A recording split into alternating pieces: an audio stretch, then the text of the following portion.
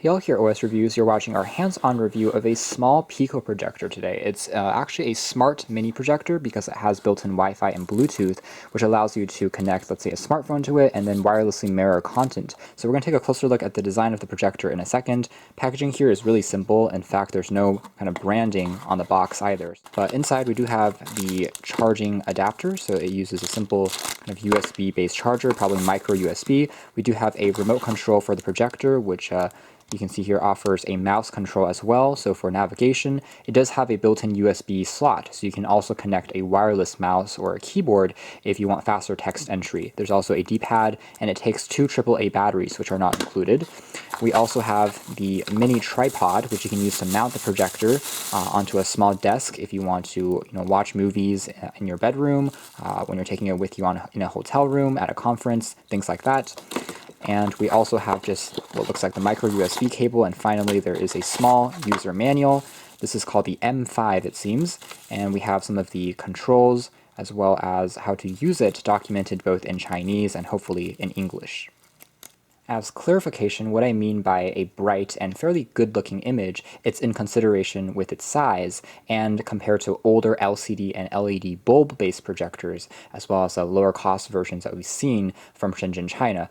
Pico projectors tend to perform a lot better, but they're not quite as good as, let's say, a laser projector. Now, since this one is really small and it has all these smart features built in, like an Android operating system, Wi-Fi, Bluetooth, built-in speakers, it is a little bit on the pricey side for projectors. It retails for about $240, which definitely isn't cheap, considering you can probably get one with slightly better resolution if you want a home projector, but again, this one is meant for portability. And the native resolution is 480p, so nowhere near, HD or Quad HD. However, as far as small projectors go, this is actually still more or less the standard. If you guys have seen, there's a small Anker projector that was released a few weeks ago. It's shaped like a soda can. It also has the exact same resolution, and also, even though it seems quite low on paper, as you start looking at some images and videos in real life, the experience is much more immersive than you'd think. Alright, so now let's take a quick look at the design of the M5 Mini Pico projector. It does have a fairly decent construction. It's a lot heavier than what you'd expect by first picking it up.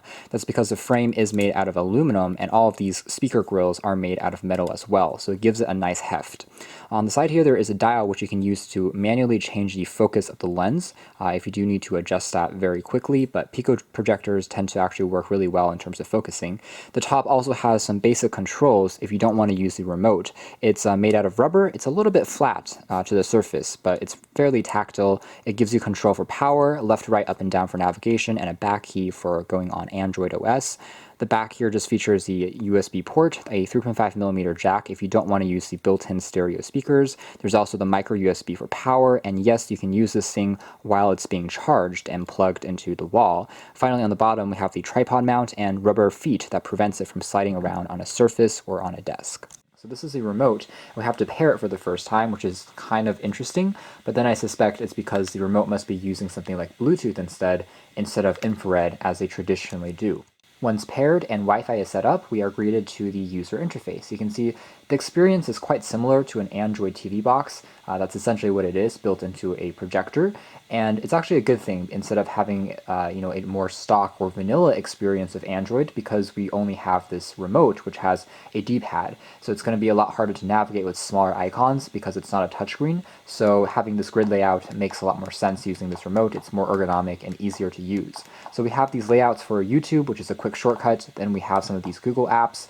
Miracast for wirelessly mirroring the screen on your smartphone, whether iOS or Android is going to be able to do that. If we go into settings, we can take a quick look at system properties.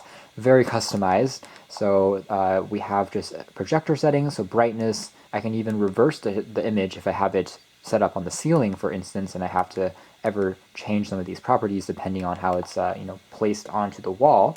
And if I go back home again, other things you can change here include the trapezoid corrections. That's the keystone correction, essentially. So this will allow me to change, the shape of the image depending on how it's angled on the screen. As you can see there right now, we're having the y-axis be tilted. So on the very top right-hand corner, we see the battery status, time and date, and also the Wi-Fi information. It can also show our notifications if we do want to drag down after plugging in something like a USB mouse. In terms of battery life, it's also not bad for such a small unit. it's going to last you for roughly 3.5 hours, sometimes 4 hours if you turn off Wi-Fi on a single charge, which is enough to get you through roughly 2 feature films, as well as a few episodes of TVs that you may stream through YouTube. So it's really good enough, I think, as something so small. You can always plug it into the wall, into a power bank, and it will still be turned on as you are charging it, which is excellent.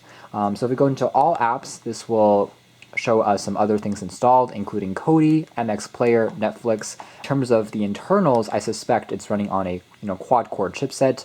It probably has 1 gig of built-in RAM, so by no means is it going to give you outstanding performance, but for basic streaming, it should more than suffice and deliver a fairly smooth experience. As you see here, as we're navigating between the systems and the programs, everything feels quite smooth without too much lag or delay. Going to YouTube, let's do a quick sample of the speaker quality on the projector.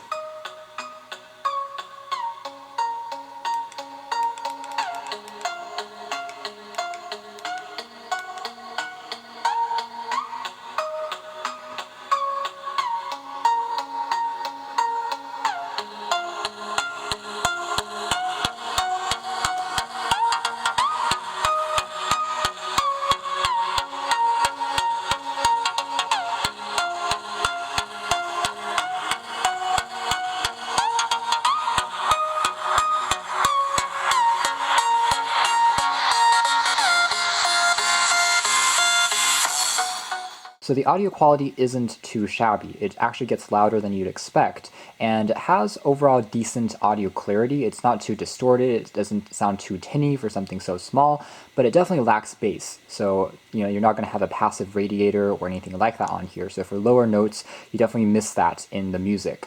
There is a little bit of fan noise, as you might be able to listen, or right now if we put this close to the mic. So it's definitely not a completely silent projector. That was a little bit surprising for me at first, because this is a Pico projector and those are typically very energy efficient. If you're in a really silent environment, you'll be able to hear it, but for presentations, things like that, it doesn't really get in the way. No issues there. The video quality here also seems to be quite good. It can play back videos up to 720p, and we have this modified interface which allows me to more easily navigate using the remote, which is also really cool. It allows me to very easily play, pause the music, skip tracks, scrub between parts of the track, as well as change resolution. The remote also has a mouse or air mouse mode, which is actually pretty cool. If you tap on the center key, you can see this cursor start to pop on, and you can navigate it using your arm, so just using gestures, it actually moves around.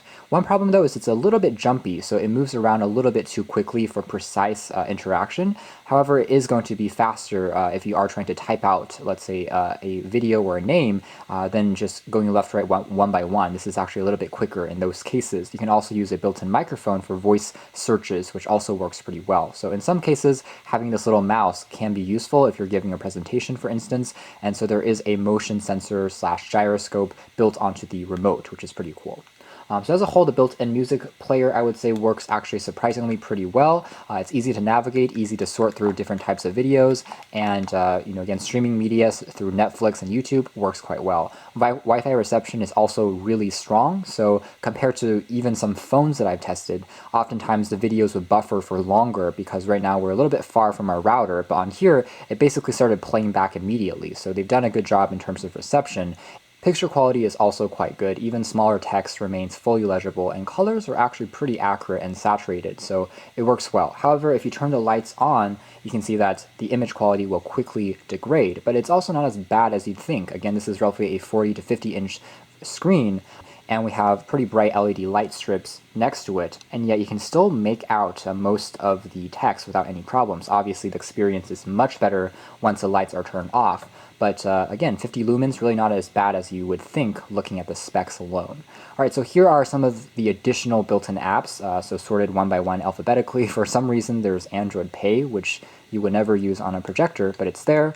And there's also Chrome for the built-in browser that works quite well. The browser does work pretty well, and you can also import all your bookmarks that you've logged into from your Google account, and you can see that there is a little bit of stuttering if you scroll really quickly, but overall it's not bad.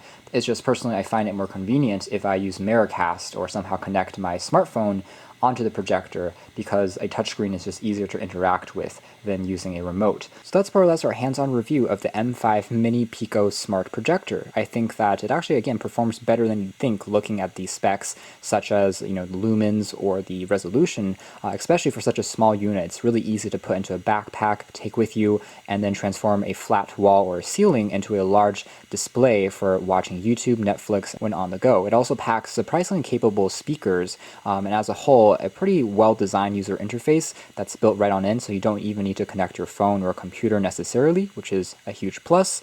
But on the downside, again, it is on slightly the more expensive side for a Pico projector, and especially one that doesn't have 720p native res. But as a whole, again, you are paying a little bit more for that portability, as well as this really clever all-in-one design. So you can check out more details in our official written review, but for now, this has been our video. Thanks for watching here at OS Reviews. This was our first look hands-on review of the M5 Mini Pico projector.